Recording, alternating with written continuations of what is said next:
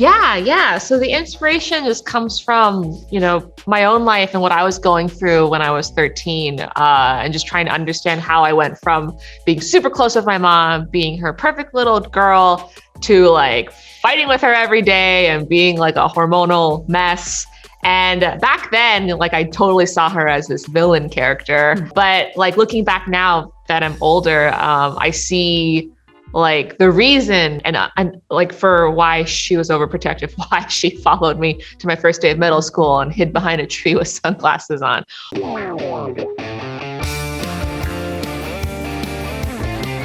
Ney, ¿baja a desayunar? Ya voy. It's gonna be me. Hello, thank you for having me. Hi. Oh. I absolutely love this movie. It's one of my favorites from the last 10 years. I really enjoyed it. So congratulations on the film. Thank you so much. And I gotta say that there is this phrase that I like very much. It's kind of funny, but also very strong, that says, "Mirror, mirror on the wall, I am my mother after all." It's funny, but it's like, oh my God, I'm turning into my mom. I love the fact that you brought up this relationship between a mother and her daughter, because it's something that is not often seen so much in this kind of film. So can you share a little bit with me, how did you created this idea of bringing this relationship into the movie? Yeah. So the inspiration just comes from, my own life and what I was going through when I was 13, and just trying to understand how I went from being super close with my mom, being her perfect little girl, to like fighting with her every day and being like a hormonal mess. And back then, like I totally saw her as this villain character. But like looking back now that I'm older, I see like the reason and like for why she was overprotective, why she followed me to my first day of middle school and hid behind a tree with sunglasses on, why I just felt like she was like a prison guard on me. And then making this movie was my attempt to try to understand and unpack that relationship, because it's so complex. It's like like mother and daughters are so close, yet they fight so much. And it's like that contrast and that contradicting quality of it that just makes for like a really entertaining and interesting story. Yeah. And real, because I think that, and something that I saw in the film is that as we grow up and become adults, we start seeing our parents and our mothers, in this case, as humans, and like, oh, they are also humans like me. And I think that is something that I also saw on the movie.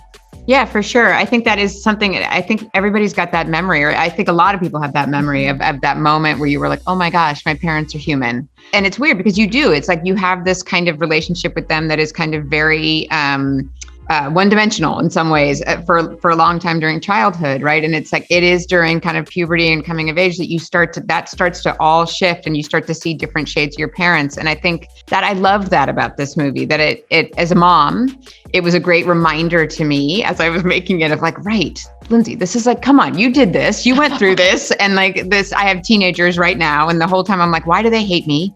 I'm like, why are they such a nightmare? And at the same time, I'm like, oh my gosh, it's a great reminder of like, this is part of growing up. This tension, this back and forth, this breaking a little bit is really important. It has to happen, because otherwise they're never going to figure out who they are. And as parents, that's painful. Like you're like, I don't want them to figure out that way. I want them to stay what they were. And I love the fact that you also have intergenerational stuff, that we have grandma in there. That is a great way of kind of showing that kind of tricky relationship and the trauma of those relationships does get passed down across the generations, but it evolves too. Exactly. I actually love this collision between the traditional things and the actual times. It both highlights the importance of our past, but make us be fully aware of what's going on in the present and how we should evolve. So was it hard for you to accomplish this balance in the movie?